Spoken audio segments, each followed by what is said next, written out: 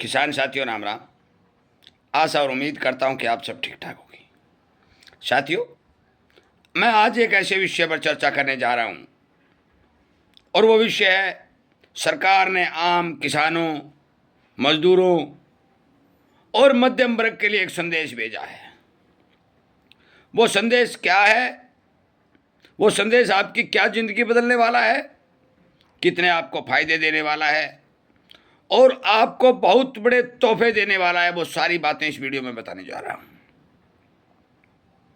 साथियों, सबसे पहले मैं ये बता देता हूं, ना मैं किसी पार्टी से संबंध रखता हूं, ना मुझे कोई राजनीतिक दल से मतलब है, ना मेरी किसी नेता के साथ कोई पर्सनल दुश्मनी है। हमारे सभी परिवार के सदस्य हैं, हमारे प्यारे हैं, हमारे देशवासी हैं। मैं सभी को हाथ जोड़कर प्रणाम करता हूं कि उन्होंने किसानों के लिए, मध्यम वर्ग के लिए और मजदूर लोगों के लिए बहुत बड़ी सौगात देने का काम किया है। और वो सौगात क्या है वो इस वीडियो में बताने जा रहा हूं। और इसीलिए कहता हूं, हमारे चैनल पर भाव के, एन रोग के, बीमारी के अनेक वीडियो आपको मिलते हैं। 4 वीडियो सुन लीजिए।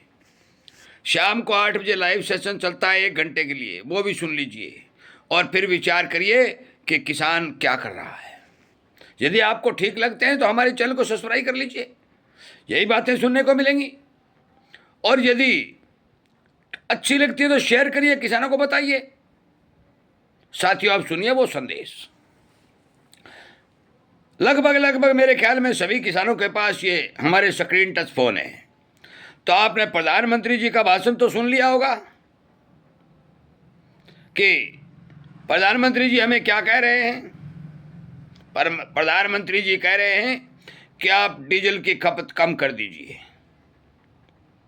परंतु एक एक नेता के पीछे पीछे 50-50 गाड़ियों का काफिला चलता है। उदाहरण सारे दूंगा, प्रधानमंत्री जी ने जो बात कही है सबका अर्थ बताऊंगा। आम जनता को यह कहा जाता है कि डीजल की खपत कम करिए, रेलगाड़ियों में फिरिए, परंतु सरकारी आमला गाड़ियों में सरकारी डीजल रात और दिन फूंक रहा है। और यह तोहफा क्यों दिया गया है? यह तोहफा इसलिए दिया गया है कि आपको वर्जिश करवानी है। वर्जिश, आलस हो गया है आपके, तो आपको वर्जिश करवानी जरूरी है। इसलिए आपको कहा जा रहा है कि पैदल घूमो और डीजल की खपत मत करो, ट्रैक्टर में डीजल मत डालो, हाथों से जमीन खोदो। यह बात हमारे प्रधानमंत्री जी ने कही है और बोले पैसे बचाओ। मतलब यह है कि पैसा खर्च नहीं करना है। किसके लिए? डीजल के लिए। डीजल कहां से आता है? विदेशों से आता है। दूसरी बात, तेल मत खाइए। मतलब यह है कि यदि आप तेल खाओगे तो आपकी चर्बी बढ़ जाएगी। यह चर्बी घटानी है, सीधी बात कर रहा हूं। तेल किसको खाना चाहिए? तेल खाना चाहिए सरकारी अफसरों को, सरकार नेताओं को, बड़े बड़े कंपनी वालों को, उनको खाना चाहिए, आम जनता को नहीं खाना चाहिए। यह हमारे प्रधानमंत्री जी ने कहा है। खाद मत खरीदिए। खाद खेतों में नहीं डालनी है। क्यों नहीं डालनी है? खाद डालते हो तो अनाज पैदा होता है। यह बात मैं नहीं कह रहा हूं, यह प्रधानमंत्री जी ने कही है। कल के वीडियो में सुन लो, झूठी बात नहीं है ये। खाद डालोगे अनाज पैदा होगा, और अनाज की जरूरत नहीं है कैप्सूल खा लो, जनता कैप्सूल खाएगी।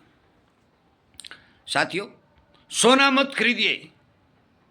मतलब यह अपनी बहन बेटियों के गले में सोने का मंगलसूत्र तक भी नहीं पहनाना है।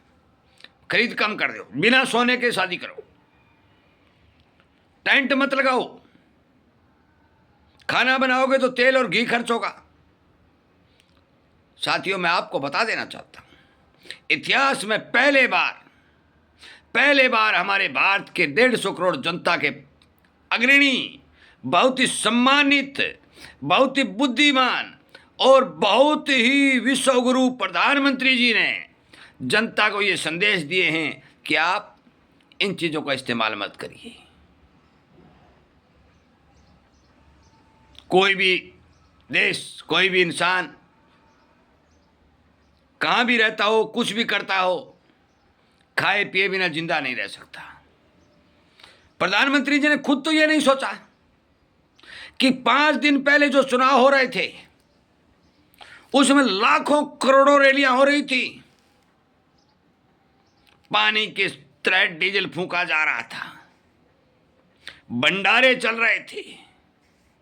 उस टाइम तो ये बात याद नहीं आई कि हमारे देश में डीजल की, तेल की, गैस की, पेट्रोल की, खाद की कमी है। 2 दिन पहले तो ये बात कही जा रही थी कि देश को किसी तरह की कोई समस्या की जरूरत नहीं है, कोई चिंता की जरूरत नहीं है, देश सुरक्षित हाथों में है। और 2 ही दिन मतलब 48 घंटे के भीतर आर्थिक संकट की बात मंच पर खड़े होकर किसानों के सामने बोलना, साथियों ये राजनीतिक खेल नहीं है तो क्या है? ये राजनीतिक खेल नहीं है तो क्या है? हमारे बहुत ही मान सम्मान और सबसे बड़े पद के ऊपर विराजमान हमारे प्रधानमंत्री जी यदि ये बात कहते हैं कि आप खर्चा घटाइए, जो चीज़ें विदेशों से आ रही हैं वो मत खाइए, तो भाई एक बात बताओ, आप इनको विदेशों से मंगवा क्यों रहे हो? कृषि प्रधान देश भारत के अंदर 100 करोड़ के लगभग किसान हैं, आप किसानों को भाव दे दो। खाने का तेल तो किसान इतना पैदा कर देगा जिस तरह आपके गेहूं के भंडार भरे हुए हैं, चावल के भंडार भरे हुए हैं, आपके टोटली भंडार भर देगा। बात रही क्रूड ऑयल की, डीजल की, पेट्रोल की, तो जिस टाइम पेट्रोल और डीजल के दाम मंदे होते हैं तब सरकार और कंपनियां मिलकर के लाखों करोड़ों हजारों करोड़ रुपए का जो मुनाफा कमाते हैं, पर तो जब तेल के भाव, क्रूड के भाव बढ़ जाते हैं तो पूरा पैसा जनता से वसूला जाता है। तो क्यों ना आपने अपनी कंपनियों को बोला कि आपने जो पैसा कमाया उसमें से कुछ पैसा आप जनता को दीजिए। साथियों मैं आपकी जानकारी के लिए बता दूं, मैंने कई वीडियो में आपको बताया है कि 2026 का साल इतिहास रचेगा, और वो 2026 का साल इतिहास रच दिया है, क्योंकि आज तक दुनिया में किसी भी प्रधानमंत्री ने ये बात नहीं कही कि आप तेल मत खाइए, आप तेल की गाड़ी मत चलाइए, आप खाद मत डालिए, आप सोना मत खरीदिए, आप चांदी मत खरीदिए, आप अस्त्र मत खरीदिए। किसी भी प्रधानमंत्री ने आज तक नहीं कही। यह विश्व रिकॉर्ड बना है। और यदि किसी भी प्रधानमंत्री ने कही है तो आप बता सकते हो कि पूरी दुनिया में राजनेता नेतृत्व करते हैं, पर कोई भी ये बात नहीं कहता कि हमारे पास ये चीज़ नहीं है।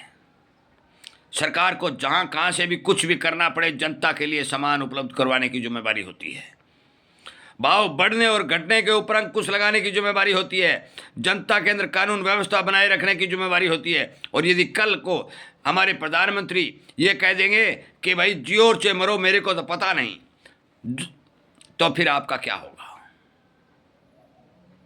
हमारे एक जमाने में श्रीमान लाल बहादुर शास्त्री प्रधानमंत्री हुआ करते थे, अन्न की कमी आई थी, अमेरिका से अन्न मंगवाया गया था, गड़ा सड़ांग भारत में आया था, परंतु उन्होंने ये बात नहीं कही कि अन्न की कमी है। उन्होंने ब्राह्मणों को बिठाया, हाथ जोड़े, समझाया कि देश के अंदर व्रत रखने का प्रचार करो और व्रत रखने के लिए प्रेरित करो, ताकि जनता के लिए कुछ अन्न बचाया जा सके।